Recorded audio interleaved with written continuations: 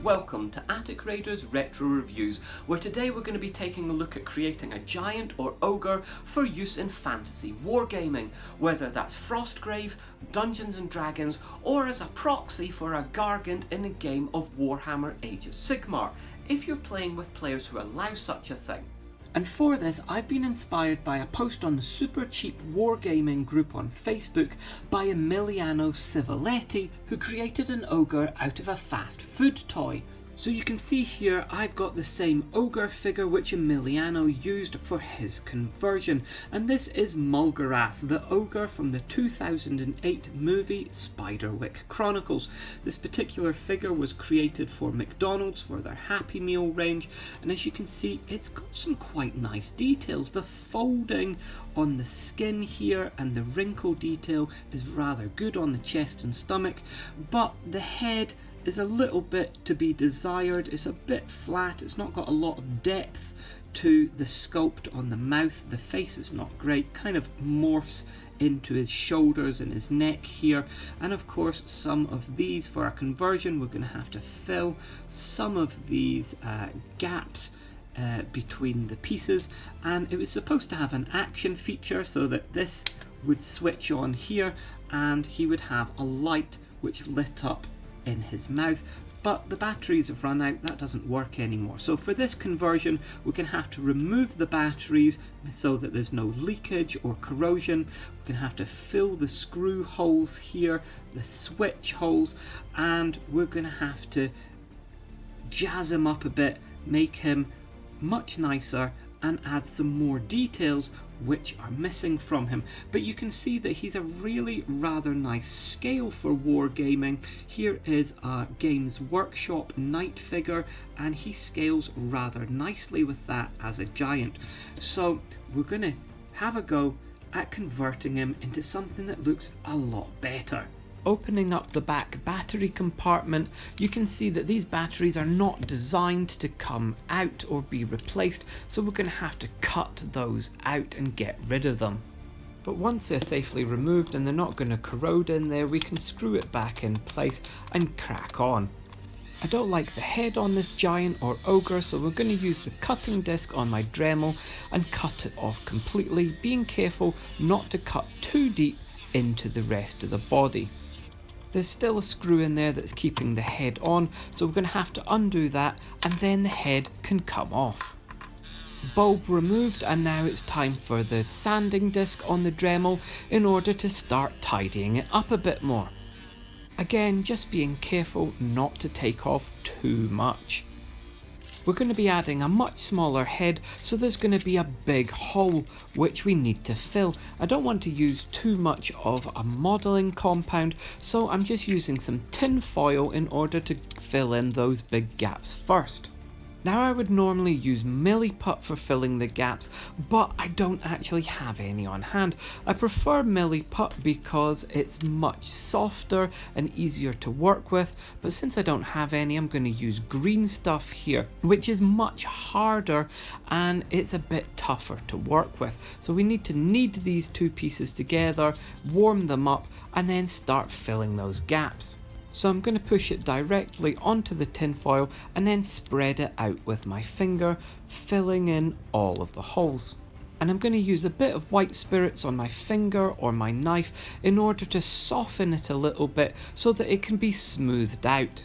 For his new head we're going to use one from the Warhammer Age of Sigmar Man Crusher Gargants kit. Now the thing with the kits is that they allow you to build two miniatures. Now that means that there are two bodies, but there are 8 possible heads. So there's always going to be lots of spare heads that don't get used. So that means that they can be picked up really easily on eBay because there's lots of spares. In fact, I got this one from somebody for free from the wargame club that I'm part of locally. So I'm going to attach this to where his head would be on his body and then use lots of green stuff to fill in the rest of his neck and to sculpt everything in so that it all fits in place. Once that's done, super glue his arms, fill in the gaps around those, and then use the green stuff to fill in the screw holes and the switch holes. Then we need to leave the green stuff to dry before we tidy it up and then start adding some details to this guy. One other thing is that the mould lines are quite pronounced in places, so let's use a sharp knife and tidy those up a bit. The forearms are quite flat and undetailed, so we're going to add some armour onto there to cover it up and add a bit more visual interest. Just using a bit more green stuff which I've rolled out flat, and I'm wrapping that around. Then going to start cutting some of that extra bits off and smoothing it out. I want it to look like the giant has kept this flesh armour in place by wrapping it with rope. So I've super glued one end of this piece of twine onto his arm, and then I'm wrapping it around the green stuff, making sure to press it in so that it gives some nice grooves and indentations and folds which are going to look much more natural and give some more visual interest. I'm just going to wrap that all the way around, making sure to leave a couple of gaps, a couple of crossovers, and then super glue it in place where those strings cross each other to help give it some strength so it's not going to move around a lot. And I'm just going to do a similar thing with his other forearm, this time without the green stuff and using a thicker leather strapping for this.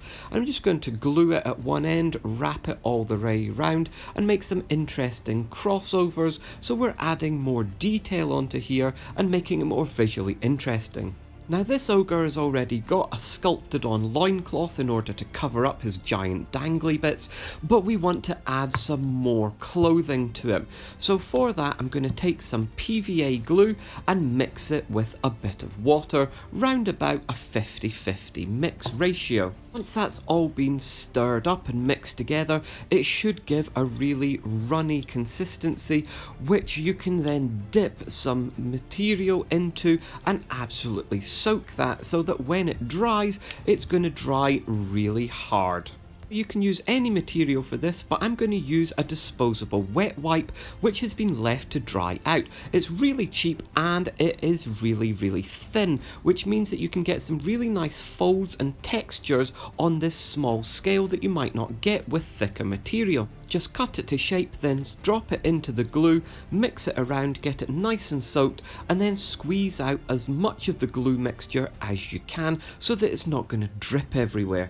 Now this particular Gargant head sculpt has a leather strap going across his forehead, which would normally hold on a lower jaw piece, but I don't have that, so I want to cover up that leather strap detail piece which looks out of place. So I'm doing that by using my glue dipped material and making him some kind of head covering.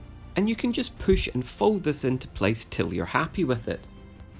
And I'm going to do exactly the same kind of thing with some more glue soaked wet wipe, this time going around his waist, wrapping it around, cutting it, folding it and creasing it until you're happy with the aesthetic. Now this bit is messy, so you are going to have to spend some time at the end once it's dry scraping at his legs and torso to get off flaky bits of glue. Once that's all dry, it's time to start adding some scavenged armour to him. This is an Age of Sigmar Stormcast Eternal shield and is from one of the freebie miniatures that Warhammer uses to try to entice new players into their stores. And again, I've got a different Stormcast shield here, again from a free figure, and just getting rid of these arm connection points on the back so that they're nice and smooth and will be able to go onto the model properly. And you can see this is going to fit really nicely onto his upper arm now. To hold his belly armour in place, we're going to get some more of that twine and super glue it onto the back of this shield and wrap it around to hold it in place. That can then get super glued in place and the twine wrapped around his waist, going just above that kind of loincloth so that it all looks like it holds together nicely, and that this ogre has used that rope in order to hold that shield in place, giving him some protection. With that wrapped and glued, I'm then going to add some extra twine round the top part of his arm here so that it looks like the shield, once it's in place, has been tied on. Because I don't just want to haphazardly glue things to this ogre, I want it to look like they're actually supposed to be there. Like he's had to try to figure out ways of attaching this armour to his own body so that it doesn't move around or fall off in battle. I want to give him a weapon, something big and heavy that he can whack things with. So for this I went raking through my bags of old toys and I've found a big club which belonged to Tarful from Star Wars Episode 3. Now this McDonald's toy is obviously not designed to actually hold something, so we're going to have to cut up this club a bit in order to try and make it look like it fits into his hand. Now this bit is not easy to get a natural looking grip without doing extensive resculpting on the hand, but I'm doing my best here with some super glue and some baking powder in order to activate that and to fill in some areas. I really want to be able to get a sense of scale when I look at this guy, so I'm giving him a necklace of human skulls. These come from the Warhammer Skulls box and I've just hand drilled a hole through each of them and threaded them onto a piece of wire here. That piece of wire can then be bent into shape and pushed into some pre-made holes, giving some nice decoration to this ogre. This guy really likes to take and display trophies from those that he defeats in battle. And once we're happy with the placement and orientation of each skull, we can then just glue them in place so that they're not going to move. And having this skull necklace in place here will also help cover up the join between the toy and the hole that we filled. I want some more battle trophies for this guy, so we're going to take the helmet from that earlier free Stormcast Eternal figure, apply some twine through the loop in the helmet, glue it with some super glue, and then we'll be able to glue that in place onto his belt.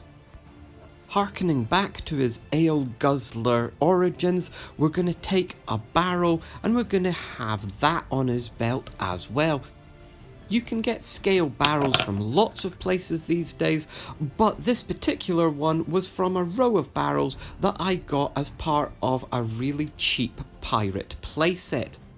Once some twine has been glued to the barrel and wrapped around it, then the whole thing can then be stuck to the back of his belt, and it fits really nicely into the small of his back here. And another trophy from a fallen opponent. Again, just looking at where there are spaces, where there are blank bits on this model which can be filled in with extra detail. This particular helmet is from a knight from one of the Frostgrave figure kits from North Star Military Figures.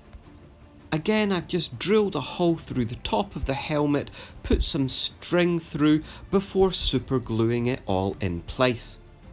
And the final detail, I decided that his mouth just looked too hollow, so I've used some green stuff and sculpted him a little tongue.